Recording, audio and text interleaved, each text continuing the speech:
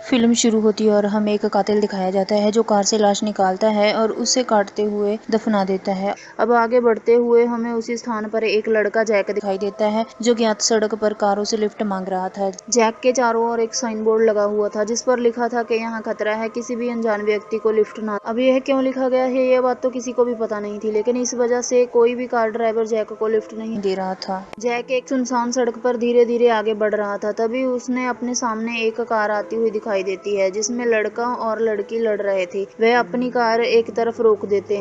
Jack उसके पास जाता है। उसे लगा कि लड़का कार में बैठी लड़की को मार रहा है, तो वह उसे बाहर निकालता है और मारना शुरू कर देता है। इस वजह से लड़का लड़की को यह कहते हुए अपनी कार से बाहर ले जाता है कि जो लड़की मेरे साथ है वह एक मनोरोगी है। यह कहकर उसने लड़की को वहीं छोड़ दिया। फिर लड़की जैक को अपना नाम वेरोनिका बताती है। वह कहती है, मैं अक्सर इस जगह पर आती हूँ, मुझे घूमना बहुत पसंद है, यहाँ एक जगह बैठकर खेल खेलते हैं। जैक ने फिर कार रोकने की कोशिश की, लेकिन फिर भी कोई कार रुकने को तैयार नहीं हुई। वह वेरोनिका से कहता है कि अजीब लोग हैं, वह किसी की मदद करने को तैयार ही नहीं है। वेरोनिका का कहना है कि शायद उन्हें डर है कि यहाँ कुछ भी हो सकता है। मैंने सुना है कि यहाँ एक हत्यारा घूमता रहता है जो इसी तरह लोगों को मारता है। वेरोनिका कहती है कि मैं अकेली हूँ, इस दुनिया में मेरा कोई नहीं है। जब मैंने लिफ्ट ली तब तक रात हो चुकी थी, लेकिन अभी तक किसी ने उन्हें लिफ्ट नहीं दी थी। यहाँ उन्होंने आग लगा दी और बातचीत करने लगे। वेरोनिका अपने बैग से शराब की बोतल निकालकर जैक को देती है और अब वह पूछती है कि आपका बैग कहाँ है, जिस पर उनका कहना है कि मैं यहाँ जरूरी काम से आया था, मेरा सामान ट्रेन के पास से चोरी हो गया है। अब मेरे पास सिर्फ एक पासपोर्ट है जिसके जरिए मैं यहाँ से वापस जा सकता हूँ।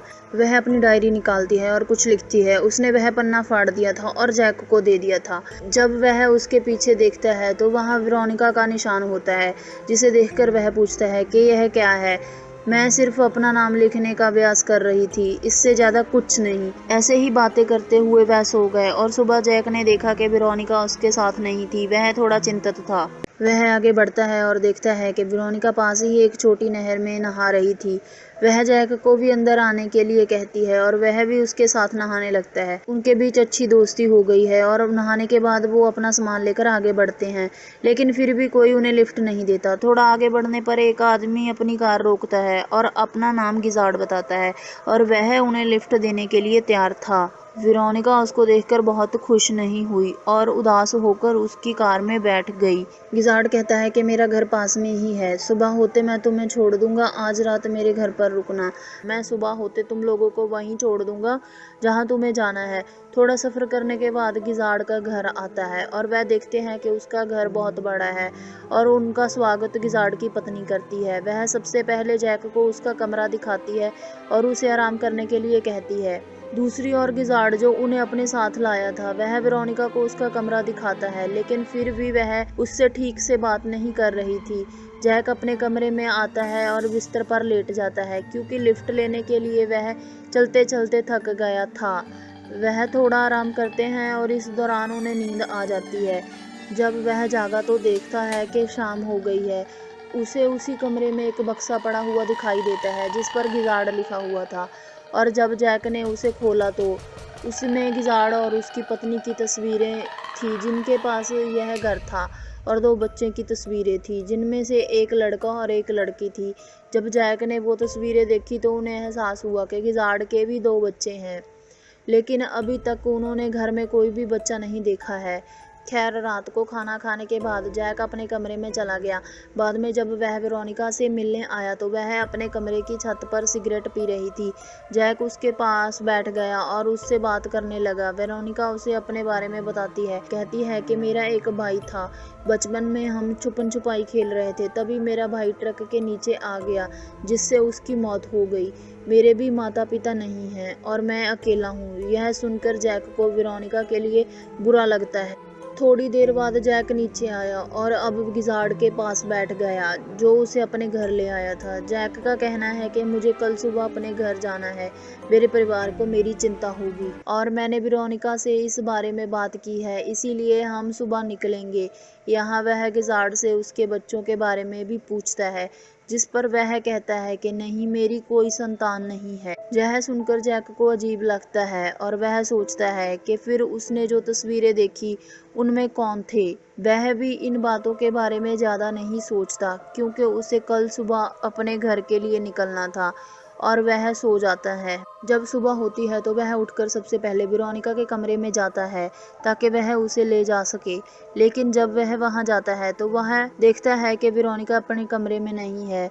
अब गिजाड़ आता है जिसका घर था वह जैक को बताता है कि वेरोनिका अपने कमरे में से चली गई है। सुबह उसने इसीलिए तुम्हें नहीं बताया ताकि तुम परेशान ना हो जाओ।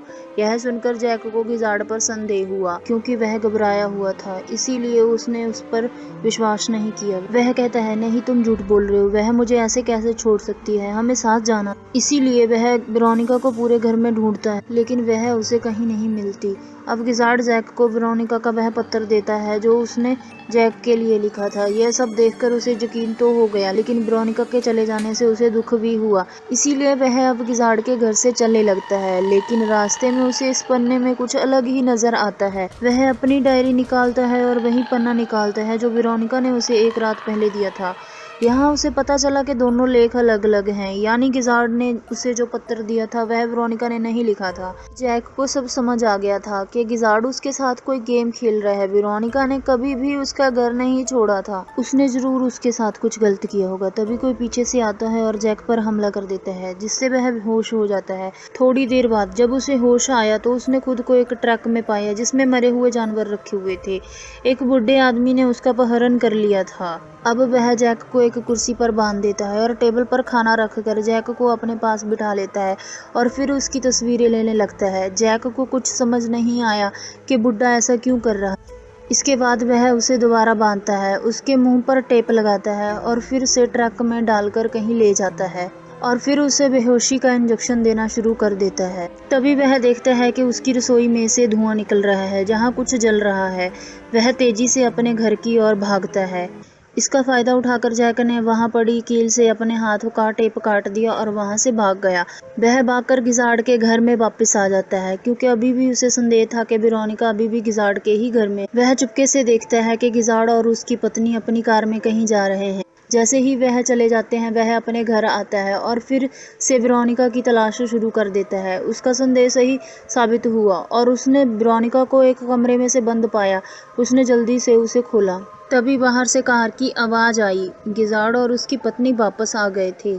अब जैक वेरोनिका को ले जाता है और पिछले दरवाजे से बाहर भाग जाता है, लेकिन दुर्भाग्य से गिजाड़ की पत्नी उन्हें देख लेती है। वह तुरंत अपनी कार में बैठता है और उसका पीछा करता है। वेरोनिका जैक के साथ एक कैबिन में आकर छिप गई। भागते समय वह गिर जाते हैं। जैक को भी काफी चोटें आती हैं। इसी बीच जैक को ध्यान आता है कि यह वही कैबिन है, यहाँ बुढ़े आदमी ने उसका अपहरण कर लिया था और वह कुछ देर पहले यहाँ से भाग गया था।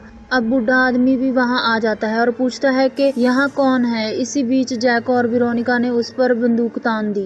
बूढ़ा आदमी जैक से कहता है, तुम इतने मूर्ख हो के कुछ समझ नहीं पा रहे हो। जैक क्या नहीं समझ पा रहा था, थोड़ी देर में उसे पता चलने वाला था। वह बुढ़े आदमी को बंदूक दिखाता है और कहता है कि यहाँ से चले जाओ। जब वह पीछे जा रहा था तो उसका पैर फिसल गया और एक रॉड उसके शरीर में घुस गई जिससे वृद्धा की मौत हो गई। इधर जैक भी घायल होने के कारण बेहोश था। इधर वेरोनिका को एक विचार आता है। वह पहले जैक को प्लास्टिक शीट से ढकती है और फिर चाकू उठाती है और मृत बुढ़े व्यक्ति को फिर से मार देती है ताकि वह फिर से जीवित ना हो सके। अब तक गिजाड़ और उसकी पत्नी भी उसे ढूंढते हुए यहाँ आ चुके थे। यहीं से तो कहानी का बड़ा ट्विस्ट आता है।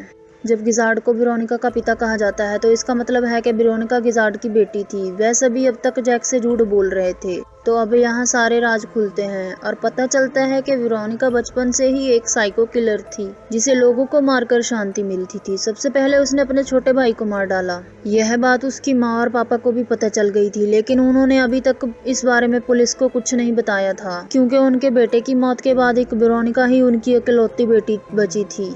जानी कि वेरोनिका ने जो कहानी अपने भाई को बताई थी फर्जी थी और वेरोनिका अब तक लोगों को मार रही थी और शुरुआत में हमने किसी को शव दफनाते देखा है। यह सब वेरोनिका ने किया था। हमें शुरू से ही दिखाया गया था कि हर जगह खतरे के निशान थे, इसीलिए उस अनजान आदमी को नहीं उठाया जाना चाहिए था, क्योंकि काफ़ी समय से इस इलाके में कई लोग मारे गए थे और उन सभी को वेरोनिका ने ही मारा था। लेकिन इसके बारे में किसी को कुछ नहीं पता था। उसके माता पिता को छोड़कर वह सब कुछ जानते थे, इसीलिए उन्होंने वेरोनिका को घर पर बांधने की योजना बनाई। लेकिन वह इस लड़के के साथ भाग गई जिसे हमने कहानी की शुरुआत में देखा था। लेकिन लड़के को पता चला कि वेरोनिका कोई साधारण व्यक्ति नहीं है, बल्कि एक मनोरोगी है, इसीलिए उसने उसे रास्ते में ही छोड़ दिया। उसी समय गिजार्ड, जो लगातार अपनी बेटी वेरोनिका की तलाश कर रहा था, उसकी मुलाकात जैक के साथ उसी सड़क पर हुई। उसने उनसे झूठ बोला और फिर घर ले आया। इसीलिए वेरोनिका को चिंता थी कि कहीं जैक को उसकी सच्चाई पता ना चल जाए, लेकिन उसके पिता भी चुप रहे। उसके बाद गिजार्ड ने वेरोनिका को घर में बांध दिया और फिर बुढ़े आदमी को पैसे देकर जैक का अपहरण करवा दिया।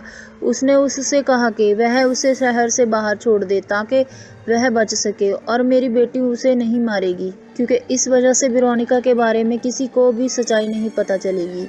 इसका मतलब यह है कि बुढ़ा गिजार्ड और उसकी पत्नी अब तक जैक को बचाने की कोशिश कर रहे थे।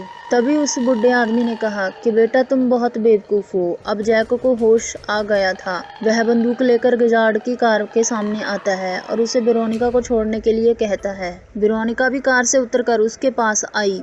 इससे पहले कि उसकी मां जैक को सारी सच्चाई बताती, वेरोनिका ने बंदूक से गोली चलाई और अपनी मां को होश में लाया और फिर अपने पिता गिजार्ड को टेप से बांध दिया।